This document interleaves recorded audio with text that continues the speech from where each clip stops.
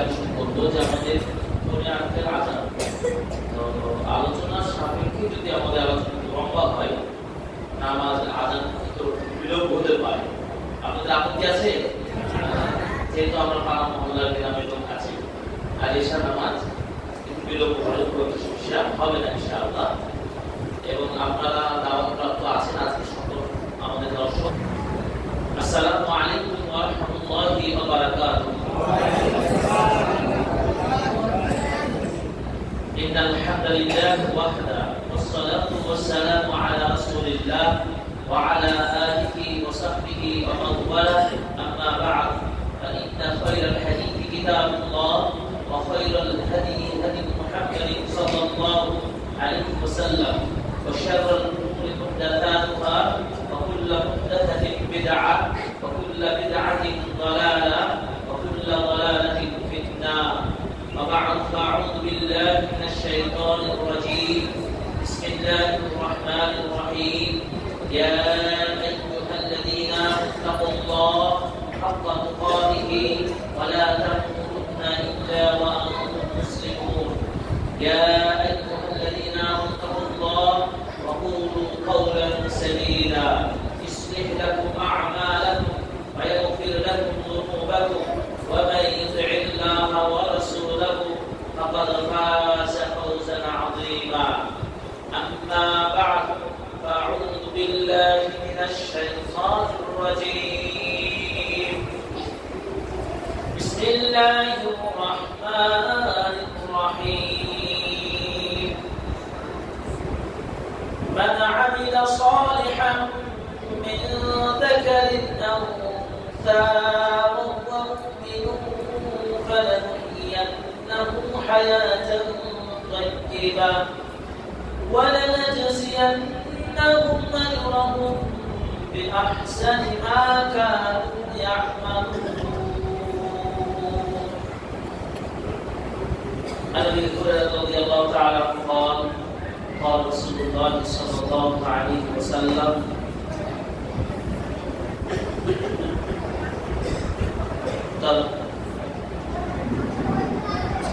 قال النبي صلى الله عليه وسلم إذا مات الإنسان انقطع عمله إلا من ثلاث صدقة جارية أو صالح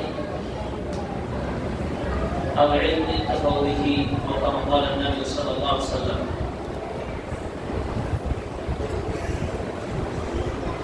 আনকুসরা foundation কর্তৃক আয়োজিত আজকের এই সুন্দর আলোচনা সভা সম্মানিত সভাপতি প্রাণপ্রিয় আমার অত্র এলাকার প্রিয় মুসল্লি ভাই ও বোনেরা, শুরুতেই মহান আল্লাহ সুবহানাহু ওয়া তাআলা প্রাণদার শুকরিয়া ও প্রশংসা জ্ঞাপন করছি যে রব্বুল আলামিন এত সুন্দর একটা মজলিস যে হতে পারে এটা আমার বিশ্বাস ছিল না।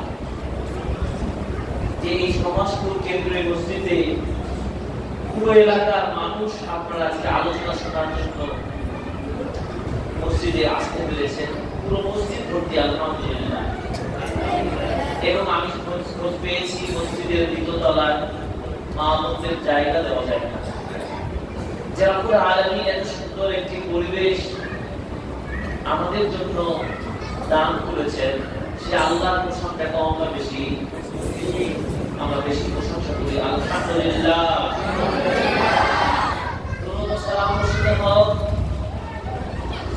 আমাদের প্রিয় নবী, যিনি আমাদেরকে এই সুন্দর একটা আশীর্বাদ জীবন দান করেছেন তথা সুন্দর জীবন গঠন করার পূর্ণাঙ্গ রূপরেখা তিনি আমাদের দিয়েছেন। মাত্র 63 বছর তিনি বেঁচে ছিলেন, এই সুন্দর সাজানো এই দুনিয়াটা ছেড়ে চলে গেছেন। সেই প্রিয় নবীর প্রতি অসংখ্য দরুদ ও সালাম হোক।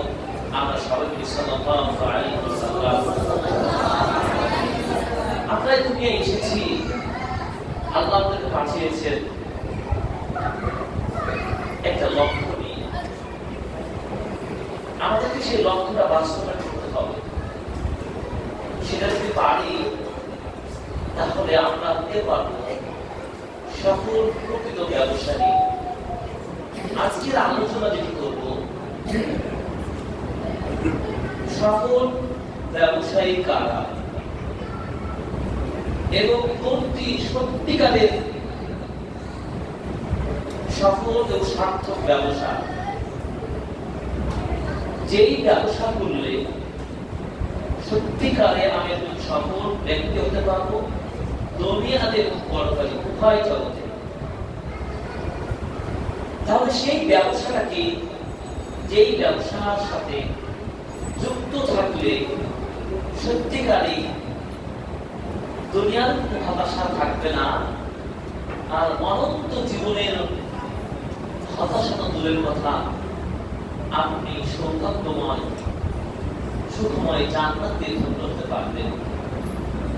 বলুন তাহলে যেই ব্যবসার সাথে যুক্ত থাকলে দুনিয়াও সুখে থাকবেন, পরকালেও সুখে থাকবেন, সেই কোন ব্যবসা? সেই ব্যবসা কি জানা দরকার কি দরকার না? দুনিয়াতে অনেক কিছু করলেন, কিন্তু যদি সেই ব্যবসা না করেন আপনি কখনোই কোনোভাবে সফল হতে পারবেন না, পরকালে শাস্তির পেতেই হবে এবং আপনাকে জাহান্নামে যেতে হবে। কি এমন ব্যবসার কথা বলছি? স্বাভাবিকভাবে আমরা ব্যবসা বলতেই কিন্তু বুঝি যে মনে হয় যেন ক্ষেত খামারের কিছু পণ্য প্রোডাকশন করে ব্যবসা বাণিজ্য করা, কিন্তু আমরা আসলে কিন্তু সেই ব্যবসার কথা বলবো না। আমরা যে ব্যবসার কথা বলবো যে সত্যিকার মনের স্বাদ মেটাবে এবং যে ব্যবসার জন্য মানুষের লোভ কাজ করবে। স্বাভাবিকভাবে কিন্তু প্রত্যেক ব্যবসায়ী কিন্তু তার ব্যবসাতে কি চায়? লস চাই? লস চাই না, চাই তার সফলতা, চাই তার লাভবান হওয়ার একান্ত প্রচেষ্টা। আচ্ছা, একজন মানুষ যদি ব্যবসায়ী জানে যে আজকে সকালে ব্যবসা শুরু করলাম, দিনের সূচনা হলো ব্যবসায় আমি কাশীপুর বাজারে বাজারে ব্যবসা করতে গিয়ে আমি লসের শিকার হলাম, অথবা লসের শিকার হচ্ছি, অথবা হবো, যেভাবে চলছি, তাহলে ওই ব্যক্তি নিজেকে কি সফল ব্যবসায়ী করতে পারবে? সেই লোকটা কি খুশি হতে পারবে? পক্ষান্তরে যদি অপর একজন ব্যক্তি প্রত্যেকদিন সকালে সবজি বেচা কেনা করে বা আর কোনো কিছু মাছ বা পণ্য যা কিছু ব্যবসা করে, ব্যবসা শুরু করলো, কিন্তু সে লাভবান হচ্ছে, ব্যবসায় সে যা চায় চাওয়ার চাইতে বেশি পাচ্ছে। আমরা এই দুইটা হিসাব কিন্তু খুব সহজে বুঝতে পারি, লাভ এবং লস। একজন ব্যক্তি ব্যবসা করতে গিয়ে প্রতিদিন প্রতারিত হচ্ছে, লাভ করতে পারছে না। আর একজন মানুষ ব্যবসা করতে গিয়ে লাভবান হচ্ছে। তাহলে একজন লাভবান, একটা লস, লোকসানের মধ্যে করছে, এটা আমরা পার্থক্য বুঝতে পারি। রাসূল সাল্লাল্লাহু আলাইহি ওয়াসাল্লাম হাদিসে বলছেন, কুল্লুন নাস ইয়াদু ফাবাইউ নাফসাহু ফাউতিকুহা আও তুবিকুহা। প্রত্যেকটা মানুষ যখন সকাল করে হয় সে নিজের নাফসকে বিক্রি করে দেয়, আর না হয় বিক্রি করে বাঁচায়।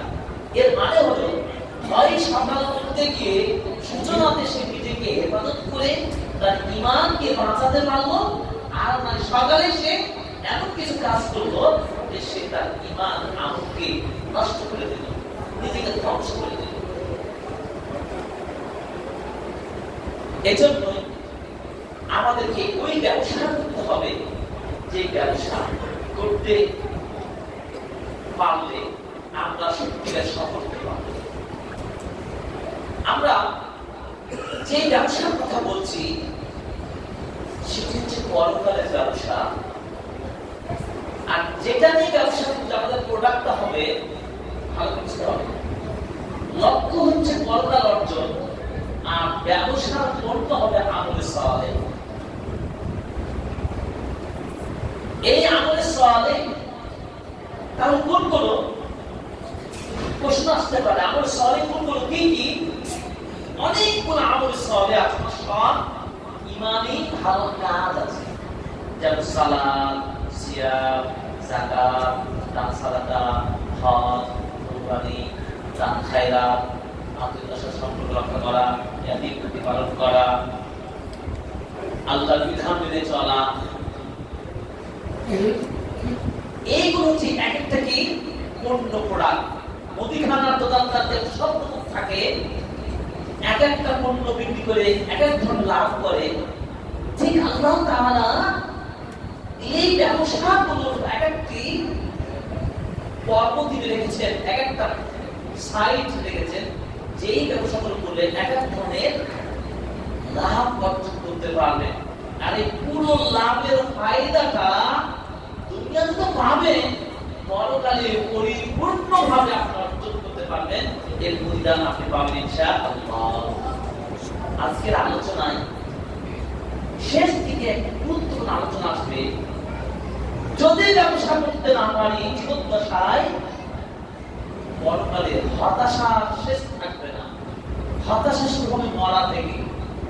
মৃত্যুর যখন সংকট হবে, মৃত্যুর যন্ত্রণা যখন এসে যাবে, তখন থেকে আপনি তখন বলতে থাকবেন, হায় আফসোস, আমাকে সুযোগ দাও, আমি নতুন করে জীবন শুরু করতে চাই। এভাবে কয়েকটি স্টেপে, কয়েকটা স্তরে স্তরে আমি আপনি হতাশার বাণী শোনাবো, লজ্জিত হব, নিন্দিত হব, নিজেকে অপরাধী মনে করব। কিন্তু এই অপরাধী বুঝতে পেরেও আর দ্বিতীয়বার সুযোগ তাকে দেওয়া হবে না দুনিয়াতে সেই কাজগুলো করার, ব্যবসা করার। তাই প্রিয় দর্শক, আমরা এই এমন ব্যবসাগুলো করবো যেখানে সফল হতে পারি। আর ব্যবসার মূল ফোকাসটা হচ্ছে আমাদের আমলের সালেহ। আমলের সালেহ গুলো বিব্রত হবে, এইগুলো নিয়ে আমরা সামনে এগিয়ে যেতে চাই। এবার আমরা জানবো আমলের সালেহ এটা এত গুরুত্ব, তাৎপর্য, এমন কি জিনিস যে এটাকে একটা ব্যবসার সাথে তুলনা করা হচ্ছে।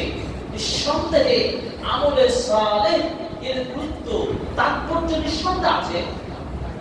কারণ এই ব্যবসার পুঁজি যদি থাকে, এই ব্যবসা যদি আপনি রক্ষা করতে পারেন, তাহলে নাকি পরকালে মুক্তি, আর তাছাড়া মুক্তি নেই। অবশ্যই তার মর্যাদা কেন এসেছে? কোরআন কারীম আল্লাহ তাআলা বান্দার হেদায়েতের জন্য, মুক্তির জন্য, নাজাত লাভের জন্য, শান্তি পাওয়ার জন্য, নিরাপত্তা লাভের জন্য সবকিছু গাইড হিসেবে আল্লাহ তাআলা কোরআন কারীম অবতীর্ণ করেছেন। সেই কোরআন কারীমে আল্লাহ রাব্বুল আলামিন ৮০টি আয়াতে তিনি উল্লেখ করেছেন আমলে সালেহ করার কথা। কয়টি আয়াতে? ৮০ স্থানে আমলে সালেহ, সৎ, ভালো, নেককার, ভালো, কল্যাণ করা আমলের কথা উল্লেখ করেছেন। যেই কথাটা একবার নয়, একাধিকবার, শতাধিকবার উল্লেখ করেছেন, আলোচনা এসেছেন, তার মানে সেটার গুরুত্ব কি কম না বেশি? সালাত বিষয়ে আল্লাহ তাআলা কোরআনে প্রায় ৮০ মধ্যে ৮৩ বার পর্যন্ত তিনি উল্লেখ করেছেন সালাতের বিষয়ে। তার মানে সালাতের গুরুত্ব কম না বেশি? যদি কারো সালাত না থাকে, তাহলে সে মুসলিম থাকতে পারে না। এত গুরুত্ব। একটা দিনকে টিকে রাখার জন্য মূল মেরুদণ্ড হচ্ছে কি? as-সালাত। বলে as-সালাতু ইমাদুদ্দিন, নামাজ হচ্ছে দ্বীনের খুঁটি, মূল খুঁটি, মেরুদণ্ড। এটা যদি কারো ঠিক থাকে, তার শাখাগুলো তার ঠিক থাকার সম্ভাবনা তৈরি হবে, রক্ষা করতে পারবে। তো আমলে সালেহ কথা কোরআনে আল্লাহ ৮০ বার বলেছেন, তার মানে এর গুরুত্ব রয়েছে অনেক। এই ৮০ বারের মধ্যে ৭৩ বার আমলের সাথে ঈমানের সম্পর্ক গড়ে তুলেছেন। কার? ঈমানের সাথে আমলের, অথবা আমলের সাথে ঈমানের বিষয়টা কতবার? ৭৩ বার সরাসরি কোরআনে উল্লেখ করেছে। চিন্তা করতে পারেন তাহলে ঈমান এবং আমলের সম্পর্ক কত গভীর। যদি খুবই সংক্ষিপ্ত ভাবে বলি, ঈমান এবং আমলের আল মুকারানা আল আলাকা বাইনাল ঈমান ওয়াল আমল, ঈমান এবং আমলের মধ্যে কি সম্পর্ক রয়েছে? একটা আটটা রিপিট, একটা পয়সা এদিকে ছাপ আছে এদিকেও ছাপ আছে, একদিকে যদি ছাপ উঠে যায় ওই পয়সাটার মূল্য আছে। একটা টাকার নোট একদিকে লেখা আছে আর আরেকদিকে একেবারে লেখা উঠে গেছে, কালার ডিসকালার হয়ে গেছে, টাকাটার কোনো মূল্য দিবে? কোনো মূল্য নাই, মূল্যহীন পয়সাটা। এই বইয়ের কভারটা উপরে লেখা যদি হাইড করে দেওয়া হয়, এদিকেও হাইড করে দেওয়া হয়, কভারটা কোনো মূল্য থাকবে? থাকাও কি না থাকাও কোনো লাভ নাই, যতই দেখতে সুন্দর, যতই সুন্দর খাবার। ঈমান এবং আমল এই দুটা সম্পূর্ণ এপিট অপোজিট। ঈমান কাকে বলে? ঈমান শব্দের অর্থ হলো কি? দৃঢ় বিশ্বাস আর ইয়াকিন। এবং এই বিশ্বাসটা কিভাবে হবে? ঈমানটা কি জিনিস? তিনটা কথার মাধ্যমে ঈমানের পরিচয় দিতে হবে। কি কি? ঈমান বিল কলব, অন্তরে বিশ্বাস, ওয়াসিদকুল লিসান, মুখের সত্যায়নের স্বীকৃতি, ওয়াল আমালু বিল জাওয়ারিহ, অঙ্গ প্রত্যঙ্গের মাধ্যমে কাজে বাস্তবায়ন করতে হবে, তাহলে ঈমান বলা হবে। কয়টা কথা? মুখে বলবেন আমি ঈমানদার, অন্তরে বিশ্বাস করবেন আমি ঈমানদার, কাজে দেখাবেন আমি ঈমানদার, তাকেই বলে মুমিন। আর এই মুমিনের বিশ্বাসের স্তরগুলো 6টি। কয়টি?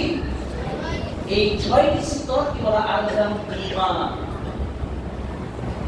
আমানতু বিল্লাহি ওয়া মালাইকাতিহি ওয়া কুতুবিহি ওয়া রাসূলিহি ওয়াল ইয়াউমিল আখির ওয়াল কদরি খাইরিহি ওয়া শাররিহি। আল্লাহর বিশ্বাস, নবীগুলোর বিশ্বাস, আসমানি কিতাবের বিশ্বাস, ফেরেশতার প্রতি বিশ্বাস, পরকালের প্রতি বিশ্বাস, ভাগ্যের ভালোর প্রতি বিশ্বাস। ঈমানের কয়টা ধারা বললাম? 6টা। এই 6টাকে বলা হয় আরকানুল ঈমান, ঈমানের মূল খুঁটি। এছাড়া আরো বিশ্বাস রয়েছে জান্নাত, জাহান্নাম, কিয়ামত, কবর, পুলসিরাত, হাসর, নাসর, সবগুলো কি গায়েবী বিষয়। এই বিশ্বাস করতে হবে। ঈমানদার হতে হলে ঈমানদারের মধ্যে যে গুণগুলো থাকা লাগবে তার কয়েকটি 5টি কোয়ালিটি কথা সূরা বাকারা শুরুতে আল্লাহ তাআলা বলেছেন যে আপনি যদি ঈমানদার দাবি করেন এই বৈশিষ্ট্যগুলো আপনার মধ্যে থাকতেই হবে, নচেত আপনি ঈমানদার নয়। আল্লাহ বলেছেন আল্লাযীনা ইউমিনুনা বিল গায়ব, এক নম্বর গায়বের বিশ্বাস, অদৃশ্যের বিশ্বাস। এই যে কবর কোথায় হবে আপনারা জানেন, মৃত্যু কবে হবে কোথায় জানেন, কিয়ামত কবে হবে কখন হবে জানেন, হাসরের মাঠটা কত বড় হবে কেমন হবে জানেন, আল্লাহকে কি দেখেছি? দেখি না। এই অদৃশ্যের বিষয়টা বিশ্বাস করতে হবে। এই সালাত, সালাত প্রতিষ্ঠা করতে হবে। আল্লাযীনা ইউমিনুনা বিল গায়বি ওয়া ইউকিমুস সালাহ ওয়া মিম্মা রাযাকনাহুম ইউনফিকুন। আল্লাহ যা দিয়েছেন সেটা থেকে খরচ করতে হবে। আল্লাহর দেওয়া ধন সম্পদ আপনি ব্যয় করবেন। এরপরে আল্লাহ তাআলা যে কিতাবগুলো নাযিল করেছেন সেগুলো বিশ্বাস করতে হবে। আগের কিতাব এবং সর্বশেষ কিতাব এগুলো ঈমানদারদের বৈশিষ্ট্য। তো ঈমানের সাথে কার সম্পর্ক? আমলের সাথে। যার মধ্যে ঈমান থাকবে তার সাথে ঈমানদার বলা হবে কি হবে না? যার মধ্যে ঈমানের ভিত্তিগুলো আছে, ঈমানের কাজ আছে, সেটা ঈমানদার। এখন একজন মানুষ বিশ্বাসগত দিক থেকে ঈমানদার, ধরেন আব্দুর রহমান, খালিদ, জায়েদ, সে বলে তোমার রব কোথায়? বলতে পারে আল্লাহ আছে আসমানে। তোমার রব কয়জন? একজন।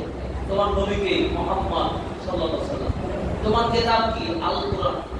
সব বলতে পারে, মানে রেজাল্টে একেবারে এ ক্লাস সব সত্য করতে পারলো, সবে তার পূর্ণ বিশ্বাস আছে। কিন্তু ওই খালিদ আব্দুর রহমানকে দেখা যাচ্ছে নামাজ পড়ে না, সাদাকা করে না, সিয়াম রাখে না। তাহলে ওই বিশ্বাস নেই, ওই ডিগ্রি নেই, ওই শিক্ষা নেই, আর এই ক্লাস মার্ক নেই, কোনো লাভ আছে? কোনো লাভ নেই। দেখতে খুব সুন্দর, পরীক্ষায় ভালো রেজাল্ট করলো, কিন্তু আমল নাই, তার কোনোই তার লাভ হবে না। একই যদি সত্যি সার্থকতা হতো, তাহলে তাকে ঈমানের সাথে আমল করতে হতো। আমল কি? তার নামাজও পড়তে হতো, সালাত আদায় করতে হতো, যাকাত দিতে হতো, ইত্যাদি। এবার ধরেন একজন সমাজপতি ব্যক্তি, খুবই সামাজিক মানুষ, রাস্তা করে দেয়, মসজিদ করে দেয়, গোরস্থান করে দেয়, বাড়ি ঘর বানিয়ে দেয়, সমাজ দরদি, জনদরদি, কিন্তু সে লোকটা নামাজ পড়ে না, লোকটা সিয়াম রাখে না, দিন পালন করে না, জানাজার সালাতে আসে না, মসজিদে আসে না, মক্তবে যায় না। ওই লোকটা হাজারো ভালো কাজ করবে, আল্লাহর কাছে কি সেই ব্যক্তি গ্রহণযোগ্য হতে পারবে? হতে পারবে না। বিপরীত মুখে আসুন যে একটা লোক প্রচুর ভালো কাজ করে, ভালো কাজ করে, কিন্তু তার বিশ্বাস নাই, কাজে কঠোর, নামাজ পড়ে, ঈমানদার, জানাজা যায়, গুরুস্থানের কবর পর্যন্ত খনন করে, কিন্তু তার ঈমান ঠিক নাই। বিশ্বাস যদি বলা হয় আল্লাহ তো বলতে পারে না, আকীদা কি বুঝে না, নবী জীবিত না মৃত বলতে পারে না, আল্লাহ নাকি সব জায়গায় আছে, মানে তার কোনোভাবে আকীদাগত বিশ্বাস, বিশ্বাসগত বিষয়গুলোর প্রতি তার কোনো জ্ঞান নাই, এবং জ্ঞান অর্জন করে নাই, এবং আল্লাহ সম্পর্কে তার কিছু ধারণা নাই, ফেরেশতা সম্পর্কে তার ধারণা নাই। তাহলে এই সামাজিক, এই আমলদার, এই ব্যক্তির কোনো লাভ হবে না, কারণ তার মধ্যে ঈমান নাই। তার মানে কি থাকতে হবে? সমানে সমান, তাকে ঈমানদার হতে হবে, তাকে আমলদার হতে হবে। এই দুইটাই যদি ফুলে ফলে একটা গাছ তরতাজা হয়ে যাবে, ফল দেয়। আপনি যদি সফল ব্যবসায়ী হতে চান, ঈমানদারের সাথে আপনার আমলদার হতে হবে, তবেই আপনি আল্লাহর বান্দা হতে পারবেন। আল্লাহ রাব্বুল আলামিন বলছেন, এবার দেখুন সূরাতুল আম্বিয়ার আয়াত, فَمَن يَعْمَلْ مِنَ الصَّالِحَاتِ وَهُوَ مُؤْمِنٌ فَلَا كُفْرَانَ لِسَعْيِهِ। যে ব্যক্তি আমলে সালেহ করলো, ভালো কাজ করলো, মুমিন অবস্থায়, মানে ঈমানদারও, আবার সেটা ভালো কাজ করলো, তাহলে আল্লাহ তাআলা তার এই প্রচেষ্টাকে অস্বীকার করবেন না। আল্লাহ তাআলা এই ব্যক্তির প্রতিদান তিনি দেবেন, এটা আল্লাহর ওয়াদা। যারা এইভাবে ঈমান ও আমল রক্ষা করে জীবন করতে পারবে, ঈমান আছে পূর্ণাঙ্গ, আমল আছে, তার ভালো আমল রয়েছে, আল্লাহ রাব্বুল আলামিন এই পূর্ণ ঈমানদার আমলদার সম্পর্কে কোরআন কারীমে সুন্দর করে বলে দিলেন। সূরাতুন নাহল আয়াত নম্বর 97, মান আমিলা সালিহান মিন যাকারিন আও উনসা ওয়া হুয়া মুমিনুন ফালানুহইয়ান্নাহু হায়াতান তাইয়্যিবাতান ওয়া লানাজজিয়ান্নাহুম আজরাহুম বিআহসানি মা কানু ইয়ামালুন। যারা আমলে সালেহ করবে, সৎ আমল করবে, মানে সালাত আদায় করবে, যাকাত দেবে, হজ করবে, কুরবানি করবে, ইত্যাদি যত ভালো কাজ রয়েছে, এই কাজগুলো যারা করবে, মিথ্যাকারী, সেটা পুরুষ হোক আর উনসা বা মহিলা হোক, এই আমল ঈমানের ক্ষেত্রে কোনো নারী পুরুষের তফাৎ নাই। নারী পুরুষ যারা যেভাবে ভালো কাজগুলো করবে, সন্তরে তারা ঈমানদার অবস্থায় কাজগুলো করবে, ঈমানদার নারী পুরুষ যে আমলগুলো করবে, আল্লাহ রাব্বুল আলামিন এই আমলদার ব্যক্তি নারী পুরুষদের জন্য তিনি ওয়াদা করেছেন, ফালানুহইয়ান্নাহু হায়াতান তাইয়্যিবা, আমি আল্লাহ তাদেরকে আমি চমৎকার উত্তম সুন্দর নিরাপদ জীবন দান করবো।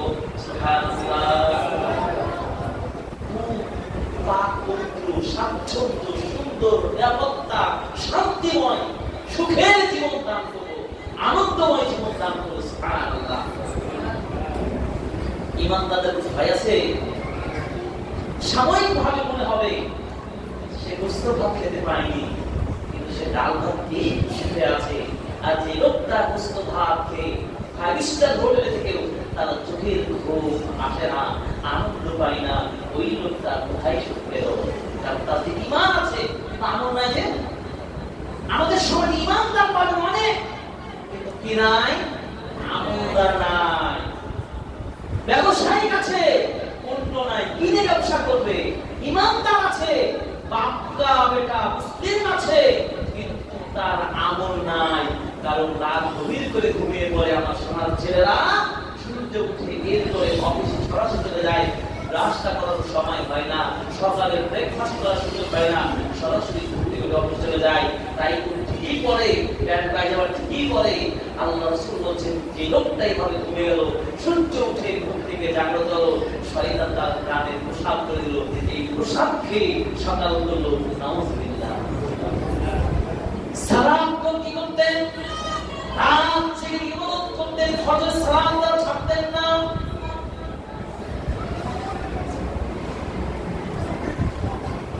কিন্তু আমাদের সমাজ হচ্ছে পুরো উল্টো। আমরা দুনিয়ার কাজে ব্যস্ত হয়েছি, শয়তানকে ভয় করি না, শয়তানের পথে আমরা বেশি ব্যস্ত হয়ে পড়েছি। অর্থাৎ আল্লাহ তাআলা বলেছেন তোমরা শয়তানদের পথ অনুসরণ করো, ওয়া তাত্তাবিউ খুতুওয়াতিশ শাইতান। শয়তানের পথ অনুসরণ করো না। শয়তানের পথ অনুসরণ করবে তাহলে শয়তান তোমাদেরকে পাপ, অশ্লীলতা, বেহায়াপনা, অন্যায় কাজের দিকে নিয়ে যাবে। অতএব আল্লাহ রাব্বুল আলামিন কি বললেন? যদি ঈমানদার হয়ে থাকে, পুরুষ নারী যে হোক না কেন আমল করবেন। ঈমানের সাথে আমলের সম্পর্ক আল্লাহ কোরআনে 73 বার বললেন। অতএব ঈমান এবং আমলকে ঠিক রেখে আমল যদি করতে পারেন, আল্লাহ রাব্বুল আলামিন আপনাকে শান্তি সুখময় জীবন দান করবেন।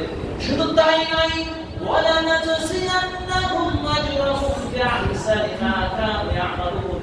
আল্লাহ তাআলা তোমাদের এই কর্মের কারণে পরকালে এত বিশাল উত্তম বিনিময় দান করবেন, সেগুলো জান্নাত।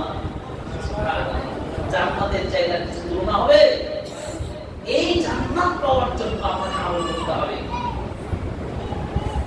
এই জন্য ঈমানের সাথে আমলের সম্পর্ক। সমাজের ওই লোকগুলোর কোনো মূল্য নেই যে লোকরা শুধু ঈমানদার। ঈমানদার কোন দিক ঈমানদার? ঈদের মাঠে নামাজ পড়বে, যে কুরবানি যাওয়ার জন্য আগে খুব রোজা, তারাবির নামাজে বছরে একদিন প্রথম দিন আসবে আর নাই। আবার সিজনালি যে স্বার্থ হাসিল করার জন্য টুপি দিয়ে আবার আপনার সামনে দাঁড়িয়ে হাত পা আপনি দেওয়া ভিক্ষা দাও, এরকম নাম কষ্ট ঈমানদার আপনি আদর পাবেন, কিন্তু তাদের আমল পাবেন না। এই ধরনের ব্যক্তিরা দুনিয়াতে সফল হতে পারবে না, পরকালেও পারবে না। আল্লাহ পাক বলছেন সূরাতুত তাহা, ومن يأته مؤمنا قد عمل الصالحات فأولئك لهم الدرجات العلى।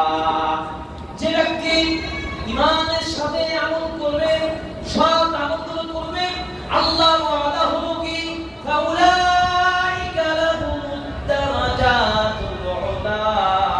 আল্লাহ ওই সব ব্যক্তিদের জন্য উঁচু মহান দরজা সম্মান দান করবে। আর দুনিয়ার সম্মানের জন্য আমল ছেড়ে দিচ্ছি, আমল যেদিকে যাক, আমার ঈমান ঠিক আছে বলে না। আবার কিছু মানুষ খুবই মাঠে ঘাটে কাজ করে, কিন্তু ওই বেকুব চাচা মুরব্বি বুঝে না যে ঈমানটা ঠিক করতে হবে, ওটাকে ঠিক রাখতে হবে, দুইটাকে ঠিক রাখতে হবে। কাজ করে করে গেলে কত ভালো মানুষ বাবা, ঈমান। একজন মানুষ কত মানসিক বিশ্ববিদ্যালয়ে পড়তাম, মসজিদে নববী অনুবাদক হিসেবে কিছুদিন কাজ করার সুযোগ হয়েছিল। দেশি বিদেশি কত হাজার মানুষের সাথে কথা বলার সুযোগ হয়েছে আলহামদুলিল্লাহ। ইংরেজি বলেন আর যাই বলেন, উর্দু, ফার্সি, বাংলা, সর্বশেষ মানুষের কথা বলার সুযোগ হয়েছে। তাদেরকে যখন প্রশ্ন করা হয় ঈমান আকীদার বিষয়গুলোতে, আল্লাহু আকবার, একেবারেই জিরো, তাদের কি ইবাদত কবুল হবে? আল্লাহ সম্পর্কে আকীদা বলে আল্লাহ সব জায়গায় আছে, নাউযুবিল্লাহ। হ্যাঁ, আল্লাহ সব জায়গায় আছে। মুহাম্মদ সাল্লাল্লাহু আলাইহি ওয়াসাল্লাম কবরে জীবিত আছে, তিনি আমাদের গায়েবের খবর শুনতে পাচ্ছেন, তাই না? আপনি কবরের নিকট যে আবার দোয়া করছে, ফরিয়াদ করছে। কত মানুষ এভাবে যখন দাওয়াত দেওয়া শুরু করি, অনেক মানুষ এমনও বলেছেন, এই মদিনায় যদি না আসতাম মনে হয় আমার ঈমানটা ঠিক হতো না, আল্লাহ আমার ঈমানটা ঠিক করলেন, আলহামদুলিল্লাহ। আবার কিছু লোক আছে যে হুজুর বলে কি এর কাছে বসা যাবে না, এই আমাদেরকে মদিনার লোক মানে দেবে, কারণ তার হেদায়েত চলল না। এইভাবে দেখেছি একদিন, দুই দিন, তিন দিন, 4 দিন পর্যন্ত এত ভক্ত পেয়েছি। আমার কাছে দিন শেখার জন্য তারা ওই জায়গায় বসেছেন, জানতে কবে আসবেন, চাচা কবে আসবেন, বিশেষ করে বাংলাদেশ, পাকিস্তান, ভারতের আমাদের মুরব্বীরা যারা যান। দেখেন আকীদা, বিশ্বাস, এই বিষয়গুলো কত জরুরি। আপনি অনেক কষ্ট করে হজনা করলেন, কিন্তু আকীদা এই গোলরা, মানে কি বিশ্বাসে ঈমানের ত্রুটি, তাহলে আল্লাহ কবুল করবেন। যার সাথে ইবাদত করবেন, যাকে লক্ষ্য করে করবেন, সে আল্লাহ সম্পর্কে আপনার নলেজ নাই। আবার দেখেন বহু হজনা করতে ব্যক্তি যায়, তালবিয়াটা পর্যন্ত জানে না, তালবিয়ার অর্থ জানে না, ইহরাম মানতে পারে না, এই লোকটা কি হজনা হবে? তাই বুঝাতে চাচ্ছি আমাদের ঈমান আমল সব ঠিকঠাক হলেই চলতে হবে, তাহলে পরকালে নাজাত পাবে। শুধু আবেগী হয়ে পাগল হয়ে জান্নাত পাওয়া যাবে না।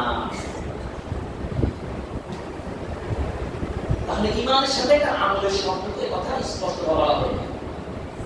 আল্লাহ পাক বলেন وَمَن يَكْفُرْ بِالْإِيمَانِ فَقَدْ حَبِطَ عَمَلُهُ وَهُوَ فِي الْآخِرَةِ مِنَ الْخَاسِرِينَ। আর যে ব্যক্তি ঈমানকে অস্বীকার করলো, মানে ঈমানদার হবে না, মানে কাজ করতে মানতেও চায় না, তোমার আকীদা কি, ঈমান কি বুঝি না, কাজ ভালো করছি না, তুমি দেখো আমি রাস্তাঘাট বানাতে পারি, মসজিদ একটা ভালো বানিয়ে দিলাম, আমি একটা স্কুল বানিয়ে দিলাম, এত কিছু করে দিলাম, এত ভালো কাজ করলাম, কিন্তু আমাকে চাপ চোখ দিও না, আমার ঈমান কি আছে না আছে আমার ভিতরে তুমি জানো না, আমার কোনটা ভালো।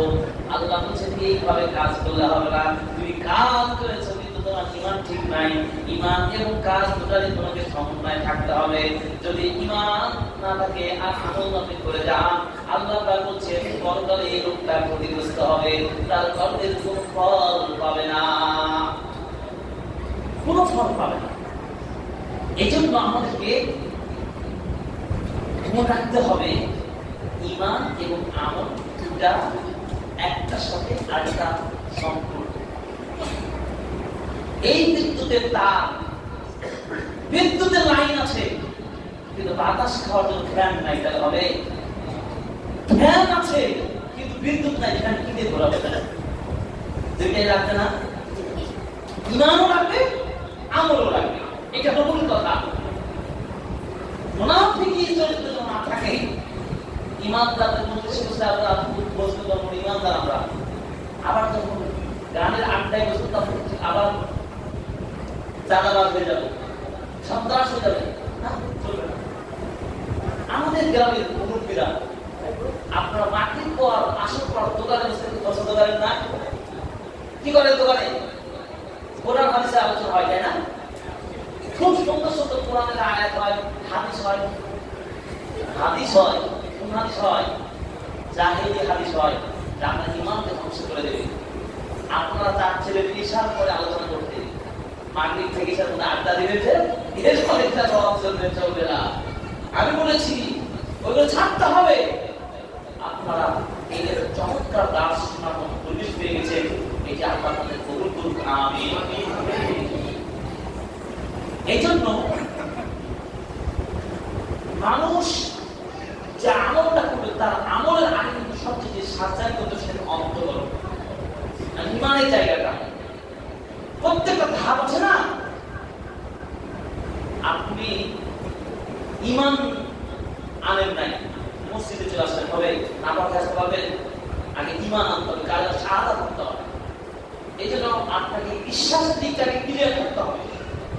রাসূল সাল্লাল্লাহু আলাইহি ওয়াসাল্লামের হাদিস, আলা ওয়া জাসাদে মুদগাতান, তোমাদের শরীরের মাঝে এমন একটা অংশ আছে, অঙ্গ আছে, একটা পার্ট আছে তোমাদের বডির মধ্যে, যদি সেই পার্ট, সেই অংশটা, অঙ্গটা সুস্থ থাকে পুরো দেহটাকে কন্ট্রোল করবে। আর যদি সেই অংশটা যদি অসুস্থ হয়ে যায়, তার কার্যক্ষমতা হারিয়ে ফেলে, দূষিত হয়ে যায়, ওই সামান্য একটা অংশ দূষিত হওয়ার কারণে পুরো দেহটাকে দুর্বল করে দেবে। সেই অংশটা, অঙ্গটা কি বলেন তো আপনারা? হ্যাঁ, অন্তরের পক্ষে কে কে বলে তো? অন্তর বা হৃদয়, কয়েকজন হাত তোলেন। অন্তর, এই কয়েকজন। আর অন্তর ছাড়া অন্য কিছু মনে করেন, কে কি মনে করেন? যেটা ছাড়া বডি চলবে না। কে ব্রেন হয় না? ব্রেন ছাড়া বডি চলবে? হ্যাঁ, আমি গত পরশুদিন একটা জেনারেল স্কুলের সাথে হাই স্কুলে স্টুডেন্টদের সাথে হাদিসটা পাঠ করছিলাম। তাদের ব্রেন টেস্ট করছিলাম। ভালো করে শোনেন, যার হাদিসের সাথে সম্পর্ক নেই সিংহভাগ স্কুলের উত্তর সঠিক দিতে পেরেছে। আমি খুশি হলাম, আলহামদুলিল্লাহ। সেটা হচ্ছে অন্তর, কল। আর একজন এলোমেলো বললো কেউ ব্রেন, কেউ হাত পা, মুখ, মুখটা কিছু বলতে পারবে না। এক একজন দৃষ্টিভঙ্গি এক এক।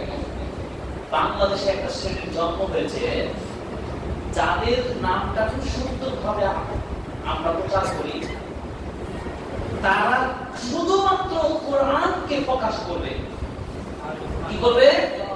ওই নামটা দিচ্ছি না, শুধুমাত্র আপনাকে দুর্বল করে কোরআনে আছে, কোরআনে আছে, কোরআন এটা বলে, কোরআন এটা বলে, এই কোরআনের গল্প দিয়ে দিয়ে আপনাকে কোরআনে ওয়াজ করবে।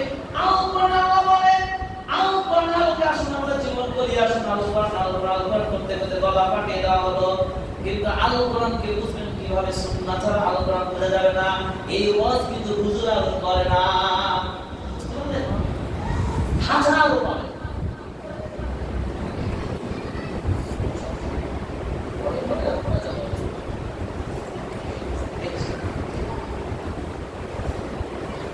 তো দেখে যারা শুধু কোরআন মানে, শুধু কোরআনের মধ্যে ঢুকে এই কথা বলে, তারা বলে যে কোরআনটাকে আঁকিয়ে দিয়ে বুঝতে, ব্রেন দিয়ে বুঝতে হবে। কোরআন কিন্তু আঁকিয়ে শুধু ব্রেন দিয়ে বুঝতে হবে না, অন্তর দিয়ে বুঝতে হবে, সালাফদের বুঝ অনুযায়ী বুঝতে হবে। আর কোরআনকে বুঝতে হলে হাদিস অবশ্যই জানতে হবে। হাদিস ছাড়া আপনি সঠিক বিধান জানতে পারবেন না। তা আমল করার জন্য আপনাকে শুধু কোরআন সম্পূর্ণ নয়, যে কথা বলতে চাচ্ছি। তারা বলবে কোরআনই যথেষ্ট। কোরআন অনুযায়ী কেউ যদি নামাজ পড়ে, ভালো করে শুনেন, কোরআন অনুযায়ী কেউ যদি নামাজ পড়ে, কোরআন অনুযায়ী কেউ যদি যাকাত দেয়, কোরআন অনুযায়ী যদি কেউ ওযু করে, কোরআন অনুযায়ী কেউ জানাজার নামাজ পড়ে, কোরআন অনুযায়ী যদি আরো কোনো ইবাদত কিছু করে, তার ইবাদত হবে না। হবে? বলেন হবে? নামাজ পড়ার বাইরে কিভাবে বুঝবেন কোরআন আছে? হাদিস জানতে হবে না? কোরআন যে আল্লাহর বাণী, এটা জানবেন কিভাবে? হাদিসের সূত্র ধরেই কোরআনকে আপনি বিশ্বাস করেছেন। ঠিক হাদিসের ক্ষেত্রে গেলে আপনার এত দাবা থা, হাদিস নাকি সত্য তো মিথ্যা হতে পারে, মানা যাবে না, যাবে না। একটা সাধারণ শিক্ষিত মানুষ বলছে হাদিসটা সহি না দুর্বল, নাকি গ্রহণ করবো কি করবো না, তার মেথড ফলো করতে হবে। এটা কত সহজ কথা, চিন্তা করেন। বছর পর বছর হাদিসের উপরে, হাদিস বিজ্ঞান নিয়ে পড়াশোনা করে সাহস করার মতো আলেম হাজারে একটা পাওয়া যায় না। আর একজন সাধারণ মানুষ জেনারেল পড়াশোনা করে, উনি হাদিস যাচাই বাছাই করে বলে দিলে সমাজের মানুষকে যে এটা এটা এতটুকু মানবে, কোরআনটাই মূল, এতটুকু হাদিস একটু নিতে হবে। এই ধরনের প্রতারণায় পড়া যাবে না। শুনে রাখেন, ঈমান এবং আমল সবচেয়ে বড় সম্পদ। আপনার ঈমান আমল যেন নষ্ট না হয়, কোন এজেন্ডা, কোন দর্শন, কোন গোষ্ঠী, কোন ইয়াহুদ, কোন মুসলিম নাম ধরে বাস করে কোন ব্যক্তি আপনাকে অফার করে, প্রলোভন দেখায়, আপনারা কখনোই প্রতারিত হবেন না। বর্তমানে ইয়াহুদ গোষ্ঠী এবং তাদের দোসর যারা পশ্চিমা সংস্কৃতি এবং হিন্দুয়ানি চেতনা যারা লালন করে, তারা আমাদের গ্রামের সরল সোজা মানুষগুলোকে বিভিন্ন কলা কৌশলে লোক লালসা দেখে ছাগল গরু জমি জামা দিয়ে টাকা পয়সা করতে ইমান হারিয়ে দিচ্ছে। ইমানকে হারানো যাবে? ইমান কত বড় দামি বিষয় জানেন? সেই সময় যখন ওহী আসলো, ইসলামের সূচনা হলো, একজন একজন করতে করতে সাহাবে ইসলাম গ্রহণ করলেন। তারা ঘর বাড়ি স্ত্রী সমাজ সব ছেড়ে দিয়ে চলে আসলেন কাকে বাঁচার জন্য, ইমান বাঁচার জন্য। সাহাবীদের উপরে পাথর চাপে দেওয়া হলো, তাদেরকে ছেঁচিয়ে উত্তপ্ত বালির মধ্যে তাদেরকে নির্যাতন করা হলো, শহীদ করে দেওয়া হলো। তবু তারা ইমান থেকে দূর হয়নি, পাপীদের কাছে মাথা নত করেন নাই। এই ইমান এত শক্তিশালী বিষয়। এই যে ইমান মজবুত যদি থাকে, তাহলে আপনার আল্লাহর পক্ষ থেকে হেফাজত পাবেন, আল্লাহর পক্ষ থেকে আপনি নাজাত পাবেন। ইমানকে কখনো বিসর্জন দেওয়া যাবে না, ইমান কখনো দুর্বল করবেন না। আমলে সালেহ যে ব্যবসার কথা বলেছি, শুরু করেছি, এই ভালো ব্যবসা এতটা উপকারী যে আপনার দুনিয়া অর্জন সব করে থাকবে। স্থায়ী জীবনে এই ব্যবসার ফল খুঁজে নিতে পারবেন। হাদিস রাসূল সাল্লাল্লাহু আলাইহি ওয়াসাল্লাম বলেছেন, ইয়াতবাউল মাইয়িতা সালাসাতুন, মানুষ যখন মারা যায় তিনটা বিষয় তার সাথে অনুসরণ করে। গোরস্থানে মানুষকে দাফন করতে নিয়ে যাওয়া হবে, তখন তিনটা বিষয় তার সাথে সাথে যাবে। দুইটা জিনিস চলে আসবে, একটা জিনিস থেকে যাবে ওই মাইয়িতের সাথে। তার বিষয় অনুসরণ করবে, তার পরিবারের লোকেরা যাবে। ওয়ামালুহু, তার অর্থ সম্পদ যেতে পারে। ওয়ামালুহু, তার আমল নিয়ে সেই গোরস্থানে যাবে। তার পরিবার পর্যন্ত তারা তো কবরে যাবে না, তাকে রেখে চলে আসবে। তার ওই খাট কি বলেন, আয় সম্পত্তি যাই বলে দলিল বলেন, সেটা ফিরে চলে আসবে, সম্পদ তো তার কবরে যাবে না। নবী বলেন তার আমলটা থেকে যাবে, ওই আমলটা নিয়ে তার হিসাব শুরু হয়ে যাবে। এই আমলটা হচ্ছে কি বুঝি আপনার, এটাই এই ব্যবসায় আপনাকে করতে হবে। এই ব্যবসা করতে থাকলে আপনি কলকাতা কি পাবেন? রক্ষা পাবেন, মুক্তি পাবেন। এটাতে কত গুরুত্বপূর্ণ রাসূল সাল্লাল্লাহু আলাইহি ওয়াসাল্লাম উদাহরণ দিয়ে বললেন, মাসাল ইবনে আদম ওয়া মালিহি ওয়া আমালিহি, প্রাণী আদমের দৃষ্টান্ত হলো যে তার সম্পদ আছে, তার আমল আছে। এমন ব্যক্তির উদাহরণ দিয়ে বলছেন, একজন ব্যক্তির মতো, যে ব্যক্তি তিনজন বন্ধু আছে। একজন বন্ধু বলল, দোস্ত জীবন থাকা পর্যন্ত তোমার সাথে আছি। আর একজন বন্ধু এবং বলল, আমি তোমাকে কখনো ছাড়বো না। এবং অপরজন বলল, তোমার কবরে যাওয়া পর্যন্ত আমি তোমার সাথে আছি। এভাবে আরেকজন যে তার সন্তান, ও আরেকজন বলছে তোমার জীবন ও মরণের সাথে আছি। একজন বললো যতদিন তুমি বাঁচবে আছি, আরেকজন বললো তুমি কবরে যাওয়া পর্যন্ত আছি, আর আরেকজন বলছে তোমার জীবনে মরণের সব অবস্থায় আমি তোমার সাথে আছি। বন্ধুও থাকবে না, কেউ থাকবে না, সবাই ছেড়ে পালিয়ে যাবে। কিন্তু একটা জিনিস থাকবে, সেটা কি? আপনার আমলটা জীবন দশাতেও ফল পাবেন এবং এই আমল করার কারণে মরার পরেও ফল পাবেন। প্রমাণ, আপনি ভালো কাজ করলে আপনাকে সুস্থ রাখছেন আল্লাহ। আল্লাহ খেতে দেয়নি, আল্লাহ আপনার ভালো লাগেননি, আল্লাহ আপনার দয়া করেন নাই, ভালো আছে। মরার পরে যা আমলের ফল পাওয়া যায়, হাদিস হচ্ছে লম্বা হাদিস।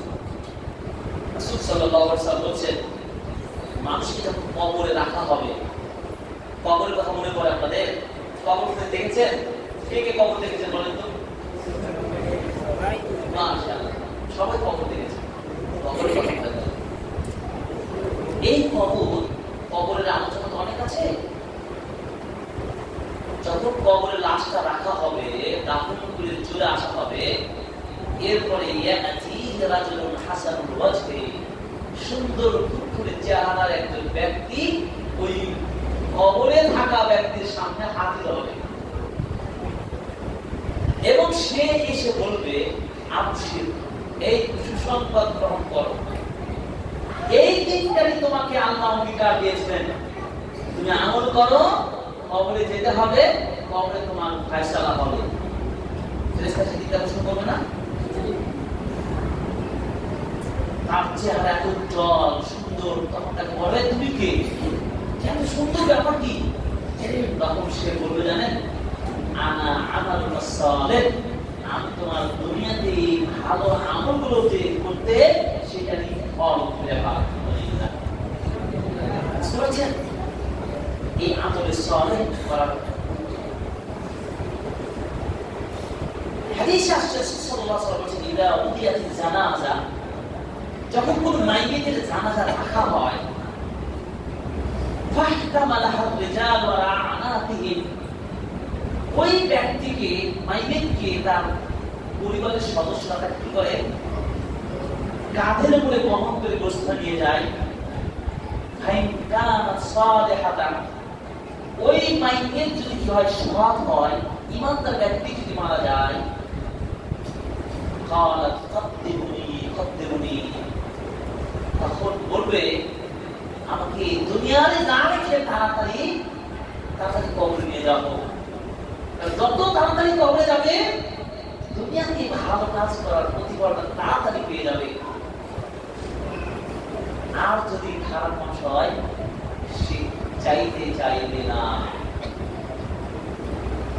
তাহলে ভালো আমল করার প্রতিফল হচ্ছে কেন? আমরা ইশারের নামাজটা আদানটা দিই, যেটা মানুষজন জানে, এরপর নামাজটা জামাতে লেট করি ইনশাআল্লাহ।